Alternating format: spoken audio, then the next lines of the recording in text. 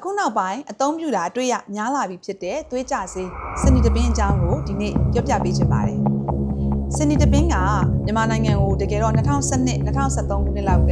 အိန္ဒိယကမ္ဘာတစ်ခုကနေစတင်ပြီးတော့မိတ်ဆက်ခဲ့တာပါ။နောက်ပိုင်းမှာပို့ပြီးတော့တွင်ကျလာတယ်အသုံးများလာကြတယ်ပေါ့နော်။အသုံးပြုလာတဲ့အကြောင်းရင်းကကျမတို့နှလုံးတို့သွေးတိုးတို့စီးကြိုတို့ဆိုတာကလေဆက်နေတဲ့နာတာရှည်ယောဂါတွေဖြစ်တဲ့အတွက်ကြောင့်ဒီယောဂါတွေနဲ့ပတ်သက်ပြီးတော့ဆေးတောက်တဲ့အခါမှာနှလုံးတို့ကြောက်ကတ်တို့ကိုကာကွယ်ပေးနိုင်တဲ့ဆေးတွေကိုပို့ပြီးတော့ဦးစားပေးရွေးချယ်လာတာဖြစ်ပါတယ်။စနီတပင်းမှာကဒီလိုမျိုးကောင်းကျိုးတွေရှိတယ်။သူက calcium channel blocker ပဲဒါပေမဲ့ fourth generation အမြင့်ဖြစ်ပါတယ်။စနီတပင်းမှာခုနပြောခဲ့တဲ့ကြောက်ကတ်နဲ့နှလုံးကိုကာကွယ်နိုင်စွမ်းရှိတဲ့အတွက်ကြောင့်ဒါပို့ပြီးတော့တွင်တွင်ကျယ်ကျယ်အသုံးပြုလာကြတာဖြစ်ပါတယ်။ကျမတို့သွေးတိုးကြဆေးအနေနဲ့အသုံးများတဲ့ amlodipine တို့ nifedipine တို့ဒါတွေကလည်း calcium channel blocker အုပ်စုတွေပါပဲ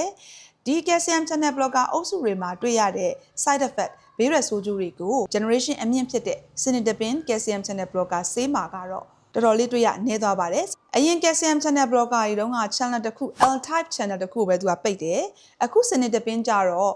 calcium channel နှစ်ခုဖြစ်တဲ့ L type ကိုရော N type ကိုရော channel နှစ်ခုစလုံးကိုပိတ်တဲ့အတွက်ကြောင့် dual action အာနိသင်ရတယ်။ဒါကြောင့်လည်းခုနပြောခဲ့တဲ့ side effect တွေနည်းသွားတယ်။ကျမတို့ amlodipine မှာဆိုရင် amlodipine တောက်တဲ့လူနာတွေဟာ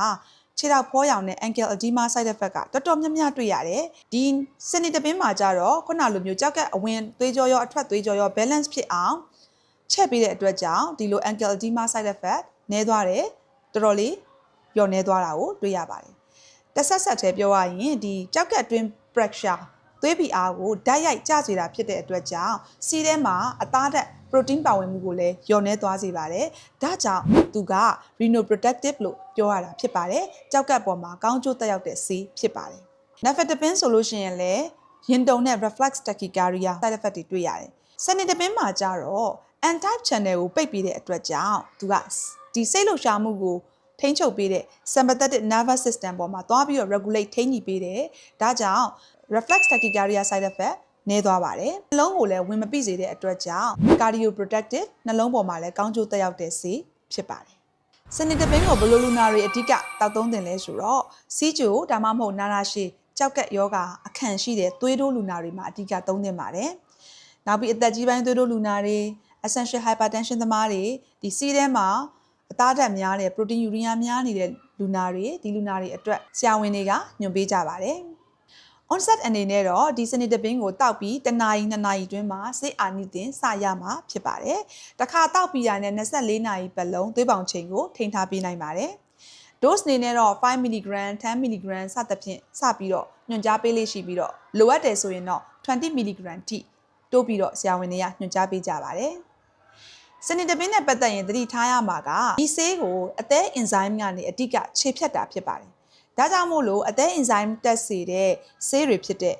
ketoconazole တို့ erythromycin, clarithromycin ဒီအုပ်စုတွေနဲ့တွဲမတောက်သင့်ပါဘူး။တကယ်လို့တွဲတောက်မိတယ်ဆိုရင်သွေးထဲမှာစနီတပင်းပမာဏ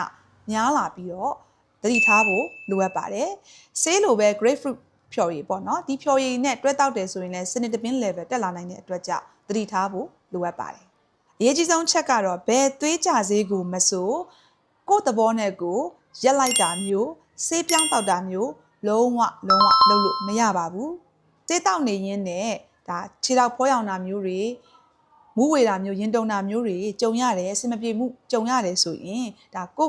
ကုသပေးတဲ့ဆရာဝန်နဲ့ပြန်လည်တိုင်ပင်ဖို့လိုအပ်ပါတယ်။ဆေးဝါးတွေရဲ့ဘေးကင်းစိတ်ချရမှု safety ပိုင်းနဲ့အာနိသင်ထိရောက်မှု efficacy ပိုင်းကိုဒီ page လေးကနေမျှဝေပေးနေတဲ့အတွက်ကြောင့် follow တကယ်ဖို့တိုက်တွန်းချင်ပါတယ်။ကျေးဇူးအများကြီးတင်ပါတယ်။